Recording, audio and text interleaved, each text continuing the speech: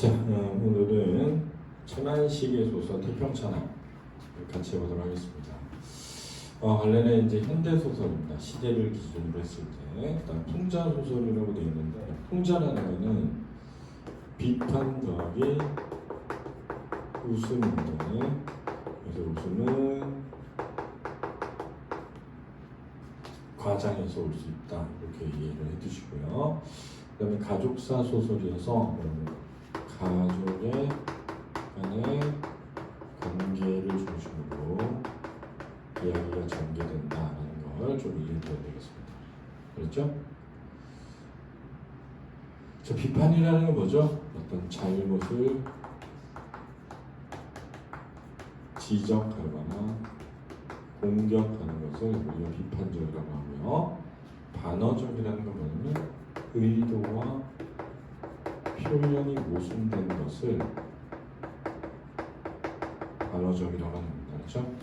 오늘 좀 손님 아침이기 때문에 차분하게 수업해 보겠습니다. 그렇죠? 우리 서울국제 학생들 여기 40명 모여 있는데 여러분들도 조용히 수업 들었으면 자 아침부터 텐션 올라가면 힘드니까. 자, 배경 1930년대니까 무슨 강점기죠? 일제강점기라는 거는 좋은 때입니까? 안 좋은 때입니까? 안 좋을 때잖아요. 근데 그 일제강점기라는 안 좋은 때를 무슨 천하라고 한 거야? 태평천하라고 했으니까, 그죠? 무슨 적이다? 반어적인 의도가 가능하죠. 그 다음에 이기주의적인 삶, 개인주의적인 삶 같은 말이거든요. 이게 이제 최만식 소설에서 굉장히 많이 다뤄진 겁니다. 최만식이라는 소설가가 그렇죠? 해방과 일제강점기의 과정에서 이기적이고 개인주의적인 인간형을 풍자하는 그런 소설을 굉장히 많이 썼어요. 그러면서 마치 판소리 사설처럼 이렇게 되면 이제 전지적 작가 시점이 되면서 작가의 개입이 일어나게 되거든요. 왜냐하면 판소리라는 것 자체가 창자가 모든 인물의 흉내를 내가면서 이야기를 전달하고 자기 생각도 드러내고 하기 때문에 판소리 사설체가 되면 전지적 작가 시점에 작가 개입이 일어나게 되어 있습니다. 그렇죠? 이런 특징이 있다는 걸 알아두시고, 그다음에 희화화다라고 하는 것은 인물을 우스꽝스럽게 만드는 거거든요. 방법은 여러 개가 있는데 자주 쓰이는 게 뭐냐면은 이 인물에 대해서 어떤 별명을 붙이거나 과장된 행동을 하게 함으로써 희화화하게 됩니다. 이런 개념을 좀 잘 알아두셔야 돼요. 그렇죠? 방언을 사용하게 되면 생동감과 현장감이 생긴다라는 거 개념적으로 잘 기억을 해두시는 거죠. 지난번 시험에서도 보면 제가 설명했던 것에서 거의 대부분 나왔어요. 그죠? 근데 틀렸다는 거죠. 그죠? 그러니까 진짜 내용을 좀 깊이 있게 이해할 필요가 있는 것 같아요. 그냥 기계적으로 암기하지 마시고 이해를 해야 됩니다. 그리고 특히 A를 자꾸 B라고 이해하는 경향성이 생기니까 자꾸 물어봐요. 자기가 이해한 게 맞는지. 그냥 이거 내용이 무슨 말인지 모르겠어요 이러지 말고 이런 얘기인지 아닌지 이런 거 자꾸 물어봐서 확인해 두셔야 돼요. 자, 그러면은 본문을 한번 가보도록 하겠습니다. 윤직원 영감, 서울의 대지주, 독선적이고 인색하고 처세에 능한데 이 윤직원 영감이 바로 풍자의 대상이고 희화화의 대상이죠. 윤창식이는 윤주사, 윤직원 영감의 아들로 녹음으로 가산을 상징했고요. 윤종수는 윤직원 영감의 손자로 방탕한 생활합니다. 그러니까 3대에 관련된 소설이죠. 그래서 할아버지, 아버지, 손자 이렇게 3대에 관한 소설이다 할 수 있고요. 윤종학은 윤직원 영감이 아끼는 손자인데 지금 일본에 유학 중인 손자입니다. 그래서 지금 드러나지 않은, 그러니까 이 소설에 등장하지 않지만, 그렇죠? 소설에 등장하진 않지만 소설에서 다루어지는 인물 중에 가장 중요한 인물이 바로 이 윤종학입니다. 그렇죠? 그래서 이 윤종학이 믿는 도끼에 발등지킨다라는 소설의 속담에 들어맞는 인물인데 사실 윤종학이 이 중에서 유일한 긍정적 인물이죠. 그죠? 이 윤종학이야말로 이 일제강점기에 독립운동을 하던 사람이거든요. 여기서는 이제 공산주의 활동을 한다고 나와 있는데 당시 이제 독립운동이 크게 두 흐름이었어요. 하나는 민족주의적인 계열의 독립운동가들, 하나는 사회주의 공산주의 계열의 독립운동가들이 있었거든요. 그러니까 독립운동을 하다가 감옥에 갇힌 겁니다, 지금. 그래서 긍정적 인물이라는 걸 이해해 두시고, 이 긍정적 인물에 대해 대하는 윤직원 영감의 태도에서 이 윤직원 영감의 이기적이고 개인주의적인 성격이 극대화돼서 나타나기 때문에 이 윤종학은 굉장히 중요한 인물이 되는 겁니다. 소설 속에서. 그렇죠? 근데요, 그 윤직원 영감은 일제강점기가 진짜 태평천하라고 본인은 그렇게 생각해서 태평천하라고 말한 건데 그것도 반어적이라고. 왜냐면은 이제 그래서 더 풍자가 극대화된 거죠. 진짜로 태평천하로 생각합니다. 그죠? 소설에서 작가의 의도는 이게 태평천하라고? 라고 사람들이 생각하게 되는 거죠. 그죠? 그러니까 작가가 이 제목을 정한 데에 뭐가 있다? 반어적 의도가 있다라는 거죠. 그렇죠? 그래서 윤직원 영감은 실제로 태평천을 생각하는 거 맞아요. 그렇죠? 서울의 대지주인 윤직원 영감은 인력과의 삭도 깎으려 하고, 자 이런 데에서 인물의 뭐가 부각된다? 성격이 부각되죠. 이런 거 뭐라 그래요? 구두쇠라고 하죠. 기생을 데리고 다니면서도 아무것도 주려고 하지 않는 구두쇠이다. 그런 그에게, 자 이럴 때 구두쇠이다 이런 표현은요, 사실은 이 소설을 쓴 최만식이 쓴 표현이 아니고, 요 부분은 알았죠? 요 부분은 줄거리를 정리한 이 출판사에서 한 거죠. 그렇죠? 그러니까 요걸 가지고 인물의 성격을 직접 제시돼 이렇게 하면 안 됩니다. 그렇죠? 그런 그에게도 구한말 허접패들에게 아버지가 죽임을 당한 아픈 기억이 있다. 그래서 윤직원 영감은 일본인들이 불안당을 막아주고 자신의 안전을 보장해준다고 생각하여 진심으로 그들에게 고마워하며 경찰서 무도장을 짓는데 아낌없이 기도한다. 그는 제사를 지키기 위해 양반을 사고 족보에 도금을 하는 한편, 사실 여기서 무도장을 짓는데 아낌없이 돈을 주는 이유가 고마워하라기보다는 지켜달라고 주는 거죠. 이기적이고 개인주의적인 목적에 의한 행동입니다. 손자 윤종수 윤종학을 군수와 경찰서장을 만들기 위해 가문을 빛내고자 한다. 그러나 아들 윤창식은 노름을 하여 가슴탕진했고 손자 윤종수는 방탕하자고 한다. 며느리나 손자 며느리를 고분고분하지 않고 닮아서 소방받고 와서 같이 살고 있다. 윤직원 영감은 일본에서 유학 중인 손자 윤종학에게 모든 기도를 걸고 있다. 15. 망진자는 호연이라. 진나라를 망하게 한 사람은 호다라는 뜻이에요. 진나라를 망하게 한 사람은 호다라는 뜻인데, 이제 진시황제에게 이 이야기를 해줍니다. 점성술사가. 그래서 진시황은 오랑캐라는 생각을 하고 오랑캐를 막기 위해서 만리장성을 뭐하게 됩니까? 쌓게 되는 거죠. 그런데 알고 보니까 오랑캐가 아니라 누구였다? 자기 자식이었다. 이런 거거든요, 얘기가. 그래서 이렇게 작은 챕터의 제목을 달므로써 이 챕터의 내용을 암시하게 됩니다. 보여주게 되는 거죠. 즉, 이 챕터의 내용은 윤직원 영감의 망하는 것은 자신의 손자 때문이다 라는 것을 보여주기 위해서 이렇게 정리된 거예요. 그래서 암시하고 있습니다. 일찍이 윤직원 영감은 그의 소시적 윤두꺼비 시절에 이런 거 뭐라고요? 인물에 뭐라고요? 희화화라고, 희화화 방금 얘기했잖아요. 속담이나 행동으로 나타난다.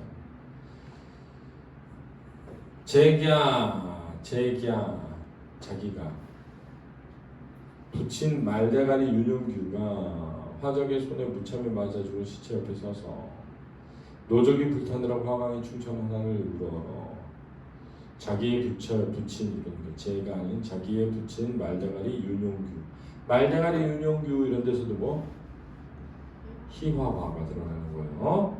노적이 불타느라고, 노적은 이제 그 쌓아놓은 곡식 그 담는 바구니 같은 거예요, 그렇죠?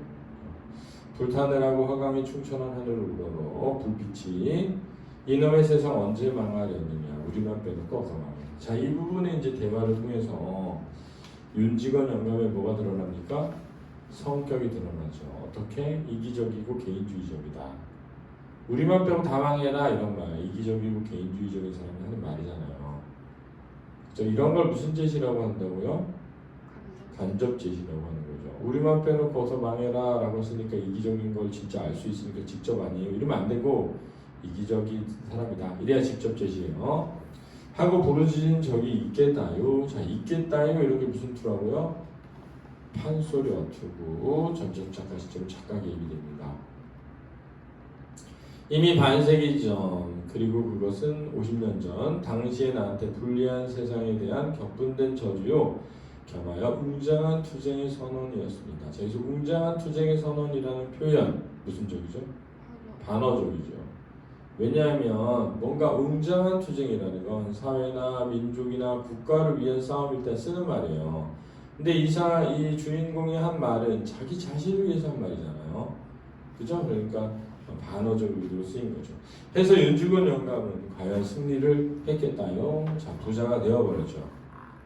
그죠? 그런데 자, 이 부분에서 이제 그렇지 않은 어떤 나쁜 일이 일어날 것임을 뭐하고 있다? 암시하고 있습니다. 식구들은 시아버지 윤직원 영감이 보기가 싫은 건너방 고씨만 빼놓고 며느리입니다. 며느리 고씨 서울아 시인 태식이 영감의 딸이에요. 서울아 씨 미안합니다. 서울아 씨 그리고 태식이 뒤채의 두 동서들 큰 손자 며느리인 박씨랑 둘째 손자 며느리인 조씨 모두 안방에 모여 종수를 맞이하는 예를 표하고 종수는 윤직원 영감의 큰 손자가 되겠습니다. 그들의 옹이 아래에 윤직원 영감과 종수는 각기 아랫목과 뒷벽 앞으로 갈라앉았습니다. 방금 정신박상을 받은 참입니다. 너 경선하니 부디 정신 차리라. 윤직원 영감이 종수도로 공범이 훈계를 하는 것입니다. 안식구가 있는 데라. 안식구가 있다는 건 종수의 아내가 있다는 거 그렇죠? 점잖게 경선하기지요. 정신을 차려야 할 것이 네가 안 한만이어도 네하고 종하기만 못이요. 자, 못이요. 이런 거 사투리지 않습니까? 이런 사투리를 통해서 어떻게 현장감과 생동감이 드러난다라는 거 알아두시고요. 종학이 그놈은 재주도 있고 착실해서 너 지금 허락하지도 않고 그럴 뿐더러 내년이면 대학교를 졸업하지 않냐. 내년이지? 네. 자, 여기서 보면 뭘 할 수 있냐면 가족들이 모두 모여있는 곳에서 손자를 뭐 하는 거야? 비교하는 거죠. 이렇게 가족들이 모두 모여있는 곳에서 손자를 막 비교한다는 것에서 또한 이 윤직원 영감의 성격이 뭐 된다? 드러난다고 하겠습니다. 그렇죠? 일단 기본적으로 타인을 배려할 줄 모르는 인간이죠. 그죠? 그렇지 않니? 그지? 밥 먹고 있는데 들어와는 손자 둘을 비교해. 예를 들면 니네도 생각해봐. 너네랑 너네 동생을 막 비교하면서 너는 네 동생만 못해. 이런 거야. 어? 그래서 뭐라 하냐면 네 그렇지. 내용이면 대학교 졸업하고 나서 3년이나 다직 기껏 그렇지 기껏 4년만 찌들어나면은 4년만 지나면 그놈은 지가 목적한 요새 그 목적이라는 소리 잘 쓰더라. 목적한 경부가 되어갖고서 자 여기서 사실 중요한 거는 실제로 손자가 목적한 건 경부가 아니죠. 윤직원 영감이 자신의 이해를 위해서 이렇게 되기를 바라고 강제로 그렇게 하라고 한 것뿐이죠. 경부는 경찰관입니다. 경찰관. 경찰서장이 된단 말이다. 응? 알겠어? 네. 그러니 걔는 너도 정신 바짝 차리갖고서 어서서 군수가 돼야 않겠냐? 아 동생 놈은 버젓한 경찰서장인데 형 놈은 겨우 군석이 된게고 있다. 난 부끄러워서 어쩔 티요. 응? 아 글씨 군수 되고 경찰서장 되고 하면은 너들 좋고 너들 호강이지. 뭐 그 호강 날 주냐? 자 여기서 이제 본색이 드러나는데 윤지원 영감은 사실 그 호강을 자기가 뭐하고 싶어서 받고 싶어서 이런 얘기 하는 거죠. 내가 이렇게 아등아등 잔소리 하는 것도 다 너희들 위해서 그러지 나는 팔이 족통만치도 상관없어요. 알아듣냐? 네. 이게 족통만 팔이 족통만치도 족통은 뭐야? 발이야 발. 팔이 발바닥만큼도 상관이 없다라고 하는데 이런 비속어를 사용하는 데에서도 인물의 성격이 드러나는 겁니다. 천박함이 드러나죠. 근데 군수가 뭐예요? 군수 몰라요? 네. 군을 이끄는 수장이잖아요. 영암 군수 그러면 군 대표예요. 직선으로 뽑는 겁니다. 맞죠? 군은 알죠? 단위. 영월군 이러잖아요. 영월군의 군수 그러면은 영월군 전체를 다스리는 사람 이렇게 되는 거예요. 그럼 종아기는 참말로 쓰겄어. 내 그놈이 어려서부터 온온히 나를 자별하게 따르고 특별하게 재주도 있고 착실하고 커서도 내 말 잘 듣고 내가 그놈 하나는 꼭 믿는다 꼭 믿어. 자 이런 데서 이제 믿는 도끼 뭐한다? 발전 지킨다. 작년 올로 들어서 그놈이 돈을 좀 어찌 비쓰기 나오는가 보더라마는 자 요런 거 있잖아요. 이런 걸 복선이라고 합니다. 우리가 이제 암시와 복선이 무슨 차이가 있는가라고 질문을 할 때가 있는데 복선은 미리 깔아놓은 선로예요. 그러니까 어떤 일이 일어나기 위해 미리 준비한 장치라고 하면 됩니다. 암시라는 건 뭐냐면은 살짝 가려서 보여준다 이런 뜻입니다. 그래서 복선은 다 암시가 돼요. 근데 암시라고 다 복선이 안 됩니다. 예를 들어 볼게요. 자, 망진자는 호야다 그랬습니다. 진나라를 망하게 해서 아들이라고 해서 그것 때문에 윤직원 영감이 손자 때문에 망할 수 없잖아요. 그러니까 필연적 인과관계가 없는 겁니다. 자, 그런데 이제 보세요. 지금 종학이라는 손자가 최근에 돈을 휘프게 썼대요. 자, 왜 그랬겠어요? 무슨 운동하느라? 독립운동 겸 공산주의 활동하느라고. 그러니까 그래서 돈을 휘프게 썼구나 라고 알게 되잖아요. 이거는 인과관계가 있단 말입니다. 이렇게 인과관계가 있는 건 뭐라고 한다고요? 복선이라고 하는 겁니다. 복선은 당연히 암시할 수 있죠. 그러나 암시라고 복선이 되는 건 아니다. 꼭 기억해 두셔야 돼요. 겉도하기 사대에게다 대면 안 쓰는 심이지. 사내 자식 너처럼 허망하지 말고 지출 때만 실할량이면은 실할량, 그지? 튼실할 것이면, 착실할 것이면. 돈을 좀 써도 괜찮은 법이요. 그래서 지난달에 500원 꼭 쓸 때가 있다고 편지 있길래 두만한 거 보내줬다. 자, 여기서 이제 윤지만 영감의 신뢰가 드러나죠. 손자에 대한 신뢰. 마침 이때 마당에서 점자는 같은 기침 소리가 납니다. 창식이 윤주사가 조그맣게 일어나서 창식인 윤창식 이름이고 주사는 이 사람은 이제 지휘 같은 거예요, 그렇죠? 일어나서 간밤에 동경에서 온 정보 때문에 억지로 큰데 행동을 했던 겁니다. 자, 억지로라는 데에서 그죠? 아들이 지금 그죠? 아버지를 뭐 하고 있어? 좋아하지 않는단 말이야. 그래서 자주 오지 않는 거예요. 윤주사는 토방으로 내려서는 아들 종수도로 언제 왔느냐고 심상이 앓은 채를 하면서 대수롭지 않게 심상이 역시 토방으로 내려서는 두 며느리의 삼가로운 무언의 인사와 약간 삼가로우는 근심스럽게 말없이 드린 인사와 마루까지만 나선 이복 누이 동생 서울아씨 입인사를 받으면서 시우 이런 거 방으로 들어가서는 부처님 윤주원님한테 절을 한 자리 꾸리고서 절을 한 자리 꾸부리고서 이런 데서 약간 냉소적 태도 있고요. 아들 종수한테 한 자리 절과 이복 동생 태식이한테 경례를 받은 후에 한 입으로 물었습니다. 해가 서쪽으로 뜨겁구나. 자, 해가 서쪽으로 뜬다는 얘기를 왜 한 거죠? 맞아. 오지 않다느라 왜 오는 거야? 이런 거죠. 그죠? 이런 데서도 이제 아들을 못마땅하게 여기는 태도가 드러나고요. 윤지원 영감 아들이 이렇듯 부르지도 않은 걸음을 거기나 안방까지 들어온 것이 이상하다고 꼬집는 소리입니다. 뭐 더러냐? 돈 달래는 거지? 자, 이런 데서도 동경서 전공하는데요. 지체를 받고 윤주사를 점잖고 너그러운 아버지로 윤지원 영감을 속사납고 경망스러운 어린 아들로 둘러놓으면 꼭 맞겠다. 자, 이런 데서 작가의 뭐가 드러난다? 이 중요하죠. 동경서 전보 종학이놈이 경시총에 붙잡혔다고요. 자, 놀란 거죠. 외치는 소리도 꺾거니와 엉덩이는 꽁 찢는 바람에 하마터면 방구도 내려앉을 뻔했습니다. 과장이죠. 이러한 과장된 행동에서 뭐가 드러난다고요? 웃음, 풍자 되는 겁니다. 모여서 온 식구가 제각금 제각 정도에 따라 제각기 되는 것은 물론이고요. 윤지원 영감 마치 묵직한 망치로 뒤통수를 얻어맞은 양 정실이 멍에 입을 벌리고 눈만 희둥거렸지 한동안 말도 않고 꼼짝 않습니다. 충격의 정도가 드러나는 거고. 근데 여기 그 꽝 엉덩이 찍는 거는 해악 아니에요? 풍자예요? 네, 알겠습니다.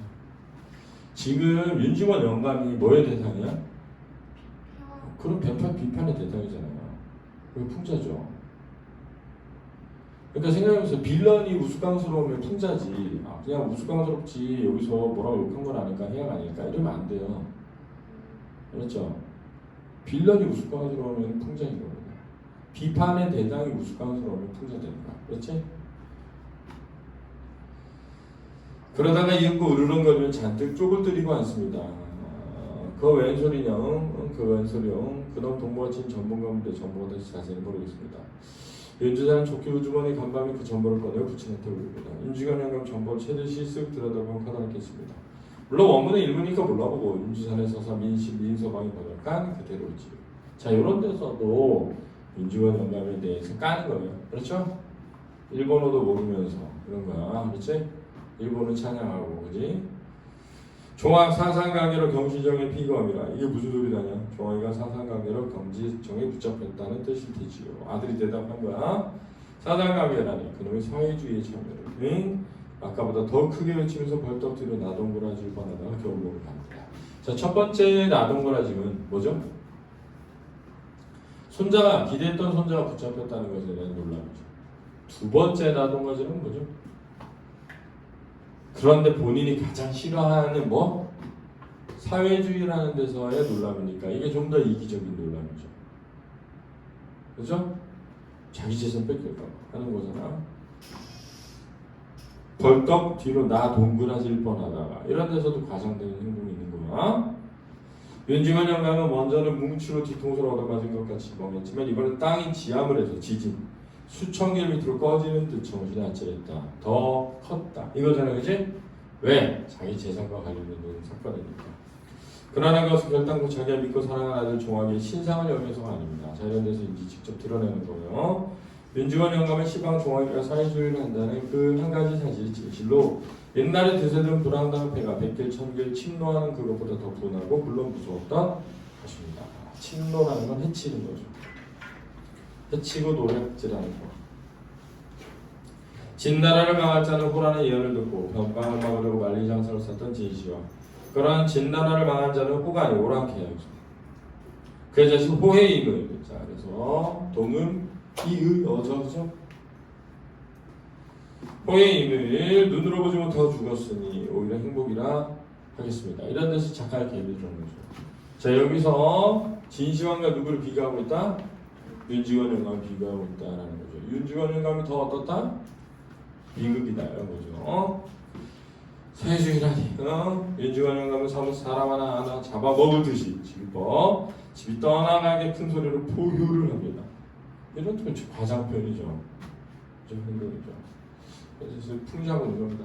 그놈이 사회주의라니 참말이야 참말. 하긴 그놈이 작년 여름방학부터 그런 기미가 좀 보이긴 했어요. 그러면 참말이구나. 그러면 참말이요. 윤중원 영감 이 말을 얼굴 땀에서 방울방울 배웁니다.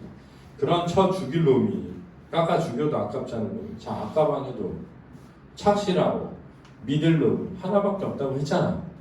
그치? 근데 자기 재산에 이렇게 손자를 막대하는 거지 않니? 그치?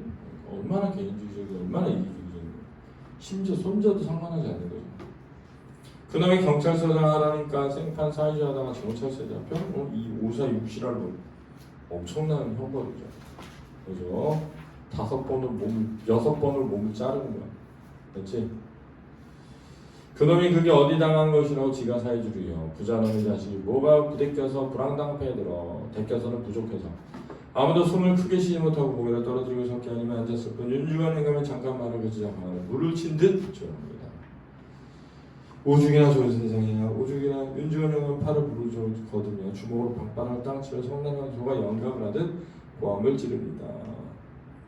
하적패가 있냐 불황당 같은 수령이 있냐 재산이 있다고 해도 도적남의 것이오 목숨 파리 목숨했던 말씀 다 지나가고 자 보아라 거리거리 순사요 일정한정기죠 골짜기마다 공명한 정사 오죽이나 좋은 세상이야 남은 일본이 수십만 명을 동경해서 군대를 이끌고 와서 우리 조선놈을 지켜주니 오죽이나 고무 세상이야 응? 자기 것 가지고 앉아 편안하게 살 세상 이걸 태평천하라고 하는 것이요 태평천하 이 태평천하라고 표현하는 이 부분에서 비판이 극대화되는 겁니다. 그렇죠? 그런데 이 태평천하에 태어난 부자놈의 자식이 더구나 왜 지가 떵떵거리고 편하게 살 것이지. 어째서 지가 세상 망쳐놓을 불황당패에 참여를 한단 말이에요. 응? 땅바닥을 치면서 벌떡 일어납니다. 그 모습이 어떻게나 고란스럽고 발광한지 방금 발광되는 게 아닌가 싶습니다. 발광한다. 미친 지랄 발광이라고 그러죠? 미치는 거 아닌가 싶다 그랬으니까 비판적인 의도가 드러나죠. 인물에 대한 아닌 게 아니라 모여선 가관들은 가족들 밤바닥을 치는 소리도 놀랐지만 이 어른이 혹시 상성이 되지 않는가 미치광이 하는 의구의 빛이 눈에 나타남을 가리지 못합니다. 착착 깎아 죽일 놈 분노죠. 분노 손자에 대한 윤종합에 대한 그놈을 내가 편지를 보내서 100년 징역을 살리라고 할 거야. 100년 징역을 살리라고 할 거야. 오냐 그놈 3천석거리는 직분해 주려고 했더니 나눠주려고 했더니 재산 오냐 그놈 3천석거리를 톡톡 팔아서 경찰서에 사회주의하는 놈들 가보가 되는 경찰서에다 줘버릴 거야. 죽일놈. 마지막에는 죽일놈 소리는 차라리 울음소리에 가깝습니다.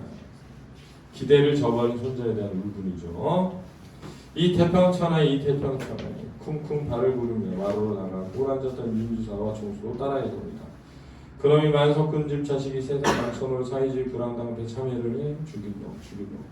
연방 부르짖는 죽일놈 소리가 차차로 사랑께로 멀리 사라집니다.